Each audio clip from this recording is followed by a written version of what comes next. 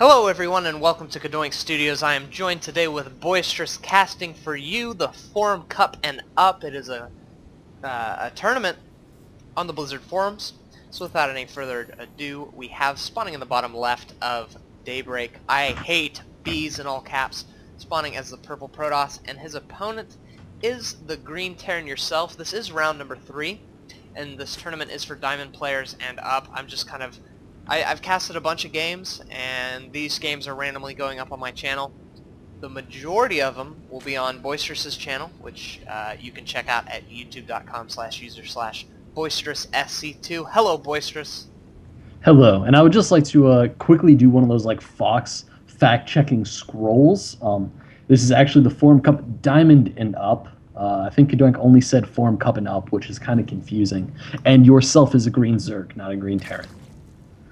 Oh, shoot, he is a green Zerg. Man, fact check. I do not want to be like Fox News, man. That place is horrible. It is a cesspool for just, like, awful news. Anyway. You just offended so many people. You know what? I respect anybody's political views, but I do not respect Fox News. Fox, that is lies. Fine. But anyway, yes, it is the Forum Cup, Diamond and Up. I just thought Forum Cup and Up sounded cool. That's honestly it. Yeah, I just thought it was catchy. It sounds linear. It sounds perfectly fine. And we have the Forge FE coming out from IHATEBEES, as most people will do in this matchup, and by most I mean everybody, except for maybe 2 people. Yeah, Baby Knight. One of them is named Tom. Name who? I'm pretty sure one of them is named Tom. Tom, yeah. Tom doesn't like to Forge Fast Expand. It's Forge Fast Expanding. Sadly, it is awesome, so you should Forge Fast Expand. There's some other cool things you can do. Ooh, looks like we have a little bit of an extractor trick. Well, not an extractor trick, just a taking of the extractor by yourself. Actually, that might have served as an extractor trick. No, never mind. I'm rambling. Forget about what I'm saying. It's kind of. Oh, and I meant to ask you about this, but did you watch any of the Pro League games, like the Brood War Pro League games that took place in StarCraft 2? Because basically every Protoss versus Protoss had a double gas steal, and it was very odd. Really? Yeah. I want to talk about gas steal. Actually, there were in the GSL finals between MC and Seed. I think it was MC. MC took Seed's extractor, right, or his geyser. Yeah. And then what he did is he mined gas, and then he mined from the mineral patch, and then he mined gas, and he mined from the mineral patch, and he just went back and forth, wasting both his resources. That is hilarious. Yeah. That's actually kind of useful. No, but I would just like to say that double gas stealing in a PvP is a legitimate strategy. Oh yeah, I think it's actually perfectly fine. It is. You don't burn too many resources, and you can cut off a lot of builds that you may not like to play against. But going back to this game, we have yourself going for a very, very fast third. I love this play. I'm going to be probably going for that kind of, roach into later Broodlord play that we see so often from Zerg. And even if he's not, having 3 bases is so nice to have as a Zerg player, especially here at the 5-minute mark. This is very early. Yeah, 3 bases is kind of ridiculous at the 5-minute mark. However, he dropped that 3rd base before he dropped his natural, so his natural is not going to be up for a little while longer here at the very least. Yeah, he had to deal with a little bit of a probe problem, a little bit of a probe harassment, which has been very, very common in PvZ. Yeah, it's kind of like Forge Fast Expanding. Yeah, absolutely. And what do you think about this wall? I know we love to talk about walls. The Cybernetics core is kind of in a weird place, but I like it because a lot of times it'll get sniped, and that can be so annoying. And I feel like he could put something in front of this pylon that would be real nice. Well, I'd kind of like to take a sledgehammer to this wall and completely reform it. In a couple of different ways. Like, I would move that pylon up a hex and move that cannon into the pocket in between the gateway and the forge, and the pylon, so that it's very resilient to Zerglings. Also, it doesn't matter if the Cybernetics core gets sniped a lot, so long as it doesn't get sniped during Warp Gate, which usually doesn't happen because Roach pushes don't come before Warp Gate is done if it's chrono boosted out. Yeah. So just put that in the wall. Why not? Yeah, that's a good point. Doesn't make any sense. That is a very good point. Yeah, definitely some things could be improved on that wall. We do have yourself fully saturating some bases. It looks like his third is getting quite to that point. Now that he has a queen there, he can start getting a lot more drones because he can do the larva inject. And his natural is finished up. He's got a queen there as well, starting to saturate it. And there we go. Yeah. We have the roach warren and we have the evolution chamber. Pretty usual thing. Pretty usual thing indeed, and we actually have 5 gateways coming out from IHATEBEES, so this is going to be a very, very aggressive build as far as gateway units go. He's going up to 6 gates extremely early, so it's really just going to be a question on whether he adds on a 7th gate or whether he goes for some sort of Twilight Council blink play. With the way the metagame is currently, I would actually say that the 7 gate is more common, because blink plays are a lot better against roaches, but roaches are kind of in an odd spot right now. Where they're really only used for all-ins, and I think sentries are better against all-in plays, really. Yeah, and it looks like we have a probe going down, placing some pylons. Unfortunately for IHATEBEES, yourself has an overlord in position to see one of them, so he's going to be producing some roaches at this time. His zergling speed almost finished, and he's getting up that +1 range attack. So this 2-base timing attack is not going to be too much of a surprise. It's pretty common. He's got +1 finished, and he does have his actually 6 gateways at this time. And so this is going to be a pretty strong attack, but I think yourself should be able to deal with it now that he knows it's coming. Yeah, now that he has plenty of units up to deal with this. Unless there's a second warp in of just like a ton of stalkers and maybe a couple zealots, which there is. Maybe actually this might do a little bit of damage, because that is a ton of stalkers, especially versus this relatively low roach count, which is constantly growing, but it's still not massive. Yeah, I think that yourself will be able to deal with this. He has 26 lings on the way. His +1 range is almost done. Some sentries and zealots actually being warped in. And the stalker's kind of bouncing back and forth, and it looks like they're going to be moving forward, picking off one zergling. Going to be picking off, not picking off a second. But I think that yourself is going to be just fine. Here comes the engagement. The zealots coming in as well as the stalkers. The zergling's trying to get us around. A great surround. The sentry's not putting any force fields, but he's moving the zerglings back for whatever reason. And the roaches actually have a nice concave, and this army is going to be pushed back. Those force fields were what I would call not the best. Yeah, most certainly not the best. At all.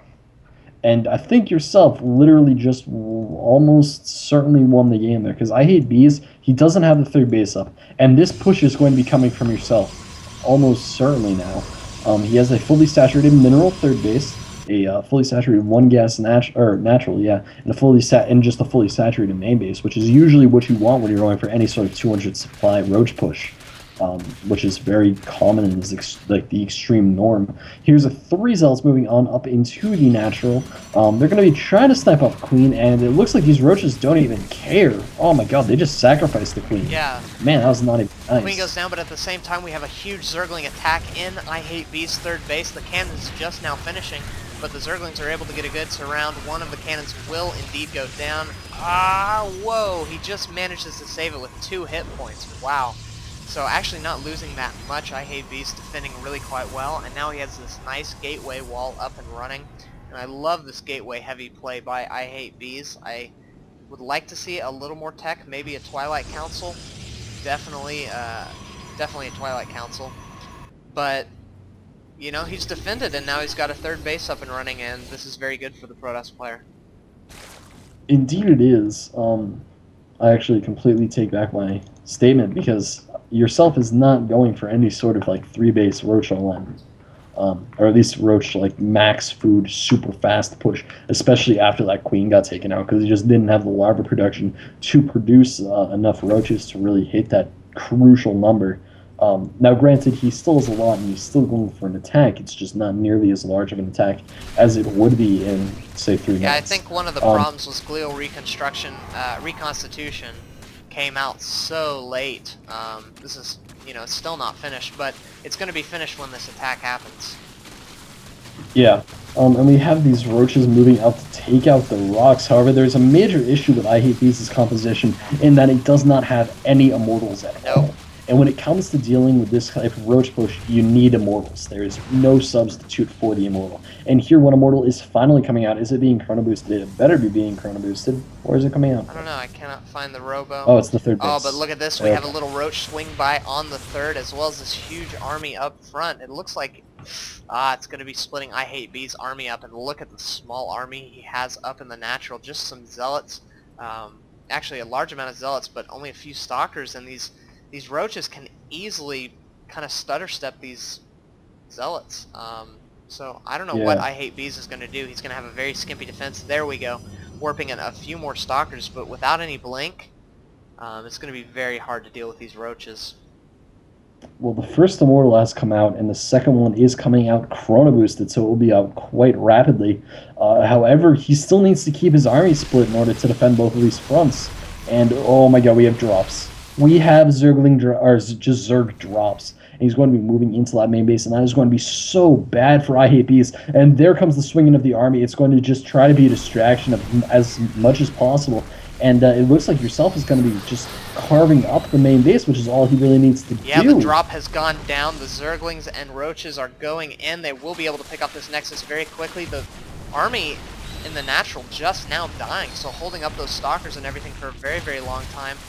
The Nexus has not gone down yet, but a lot of pylons are going down. A lot of probes have gone down at this point.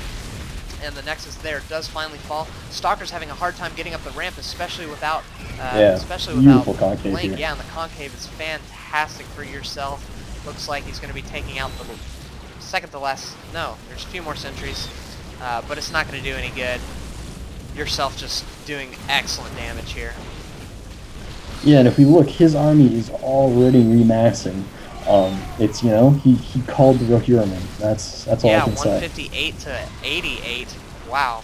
And we do have these gateways being taken out by these Zerglings, so IHATEBEES won't even be able to reinforce some kind of whiffed force fields, and the Zerglings still running around doing damage. Oh, force fielding himself into the main. What a huge blunder by IHATEBEES. These Zerglings going to be picking off probes. Yeah, I'm not sure if that can actually be called a whiff. I would just call that a mega fail. Yeah, no, the other two were whiffs, but that one was a mega fail. And it looks like now we're moving into the third. Yeah, third base getting crushed. Yeah. And I think IHATEBEES is, again, he's just falling to pieces versus yourself, which just seems to be a theme for people that yourself plays. And he's just such a good player where he can just pick them apart and pick them apart and pick them apart. And there's the GG. Yeah. Yeah, GG just now happening. Fail. Yes, do remember that I'm frapsing these, so I do need to take the reins a little bit. But yeah, it's totally fine. No one in the entire world is surprised by that. But surprised by that loss. But IHATEBEES, yourself just doing fantastic job at hitting at multiple places at once. That drop was so cool. And yeah, just yourself taking a fantastic win. And so we will be going on to game number 2 here at the Forum Cup, Diamond and Up. If you would like to see more of my videos, you can check me out at youtube.com/user/CadoinkStudios. Type it into YouTube, do whatever you want. And I'd love a subscription from you. Love to hear your comments. Please place those below. It's like my favorite thing in the world is hearing about a comment. I get emails on my phone, and when I get a subscription, that's pretty cool, but when I get a comment, it's even better, so please do that. And of course, go check out Boisterous. You can go to youtube.com/user/boisteroussc2, or you can type boisteroussc2 into YouTube and he should pop up. Or through my channel. I should have links in the description bar, hopefully. So yes, I hope you enjoyed this cast. We will be going on to game number 2. See you guys later.